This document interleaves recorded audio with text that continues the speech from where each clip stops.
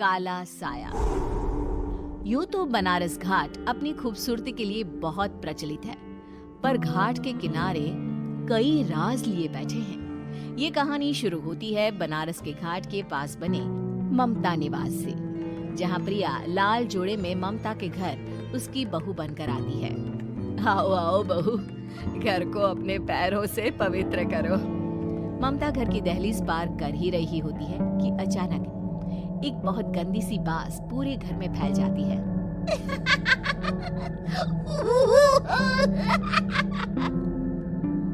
ये बदबू और ये आवाजें, ये कौन हंस रहा है माँ? अब ये पड़ोसी ना हमारे थोड़े अलग से है। कहाँ हम शाकाहारी और ये मांस मच्छी खाने वाले। छोड़, तू ध्यान मत दे और गृह प्रवेश कर। और हाँ बहू, अपनी सास की एक बात हमेशा याद रखना, इन पड़ोसियों से तो कभी बात नहीं करेगी। अच्छे लोग नहीं है ये। अपनी सास की ये बात मानेगी ना बेटा? हाँ माँ, जो आपकी मर्जी, मैं उनसे बात नहीं करूंगी। अगले दिन प्रिया अपनी पहली रसोई बनाने रसोई घर में जाती है। ये छोटी बात तो नाक में जा रही है।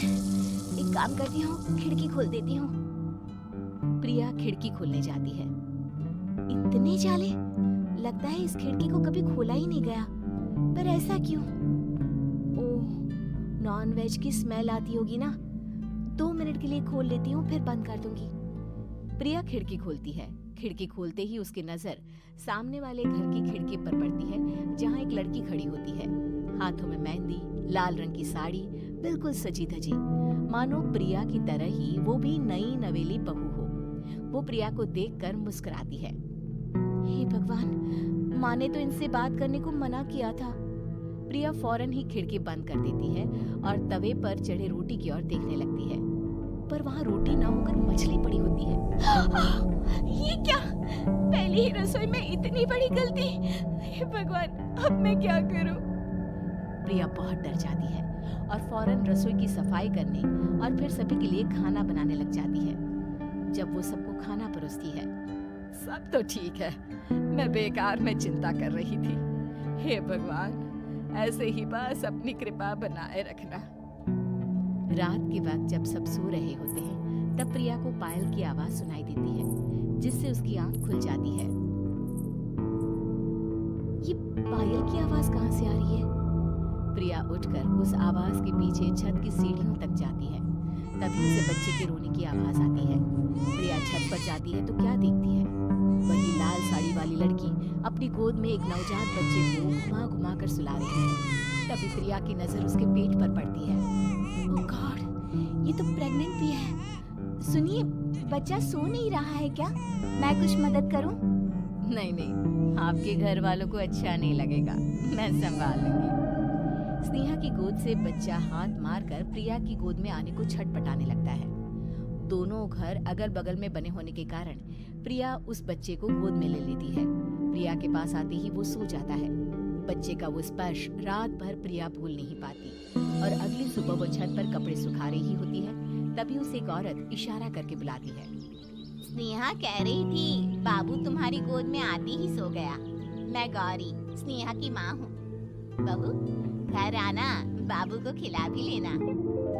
शाम को जब घर पर कोई नहीं रहता, बच्चे से मिलने के लिए प्रिया छिपकर अपनी पड़ोसन के घर चली जाती है और कुछ देर बच्चे को खिलाकर वापस लौट आती है। इसके कुछ दिन बाद ही प्रिया को पता चलता है कि वो माँ बनने वाली है। ममता की खुशी का ठिकाना नहीं रहता।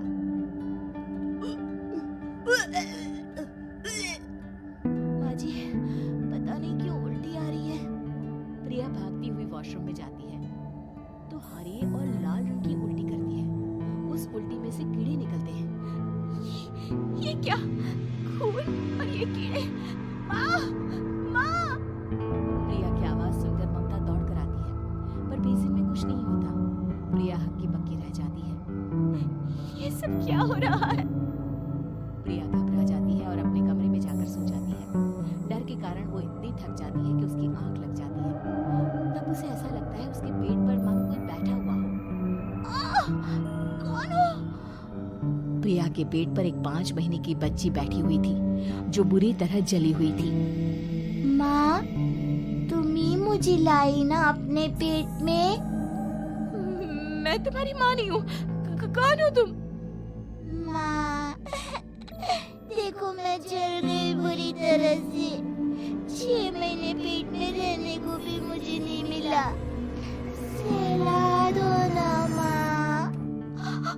बचाओ, बचाओ, माँ। ममता दौड़कर कमरे में आती है।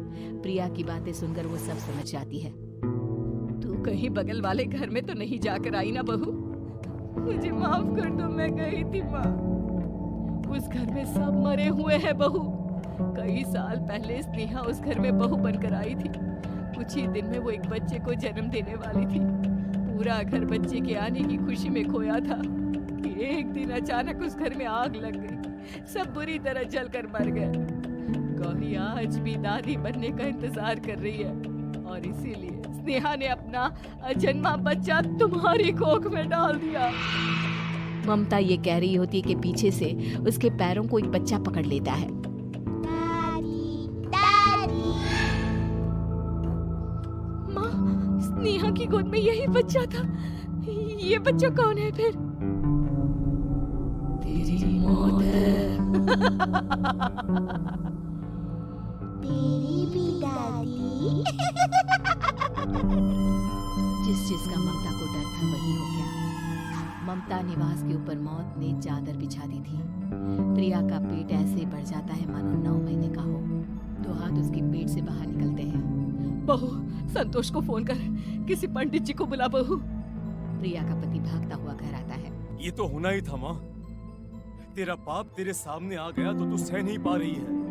स्नेहा घर में आग लगी नहीं थी, माँ ने लगाई थी प्रॉपर्टी की लालच में।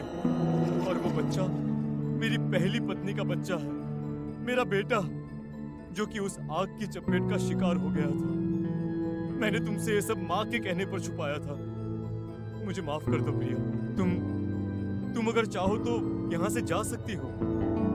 मैं तुम्हें किसी भी बंधन में रखना नहीं चाहता। मेरी शादी हुई है आपसे, मैं आपको छोड़ नहीं सकती, पर उससे पहले हमें स्नेहा, उसकी माँ और बच्चे की आत्मा की शांति करवानी होगी। संतोष और ममता गौरी के घर जाते हैं। अंदर सब कुछ जला हुआ होता है। जमीन पर जली हुई लाशें बिखरी हुई थी। ममता रो रो कर अपनी करने की माफी गौरी से मांगती है। प्रिया स्नेहा के घर वालों का अंतिम संस्कार करवा देती है और ममता निवास फिर से आत्माओं के साए से मुक्त हो जाता है।